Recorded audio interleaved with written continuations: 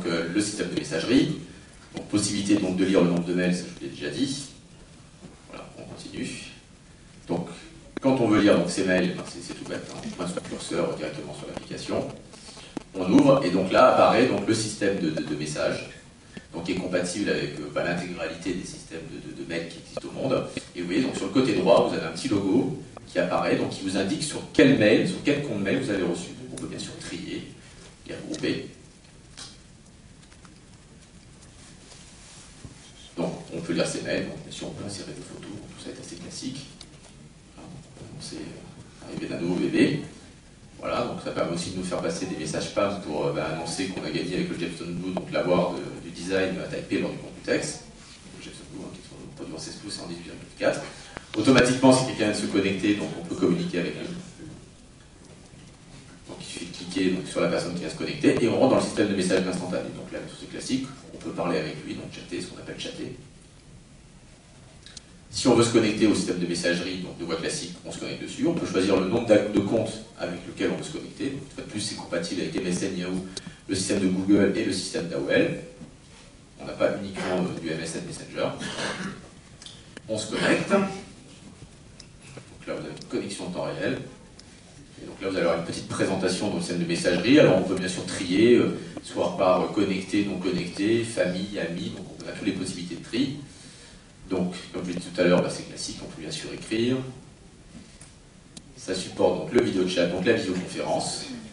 Il suffit de cliquer ici, alors bien sûr tout est francisé. On va commencer donc une conférence vidéo.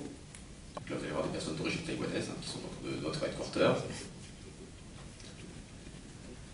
Voilà, donc on peut s'envoyer des liens YouTube. Ça fait plaisir.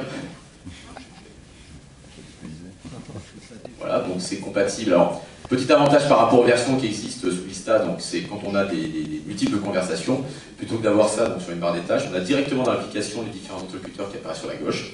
Il suffit de cliquer de l'un à l'autre pour passer d'un interlocuteur à un autre. C'est compatible avec les émoticônes.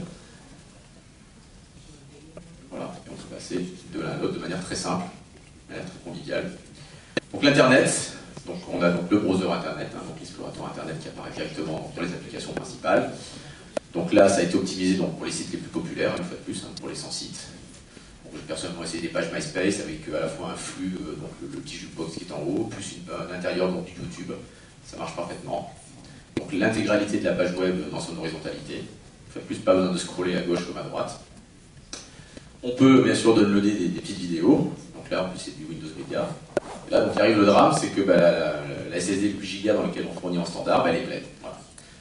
Donc là, il va falloir augmenter la capacité de notre netbook. On revient là et on regarde en effet, il n'y a plus que 74 mégas, donc on voulait télécharger 77 mégas. Donc on court vite à son magasin le plus proche, on va acheter donc une carte SD, qu'on met donc sur le côté gauche, donc dans le slot SD. Et donc là, vous allez voir apparaître, c'est furtif, le 7,7 Go qui est en haut gauche, vient de se transformer donc directement à chaud, sans redémarrage, en 15,7 Go. Mais il n'y a qu'un seul et unique volume, c'est transparent pour le consommateur. Donc là, bien sûr, du coup, on peut télécharger, pas besoin de lui dire qu'on va télécharger sur la carte SD, je le fais tout seul. Et ensuite, on peut lire son film avec l'application Media Player, la serre Media Player qu'on a créée.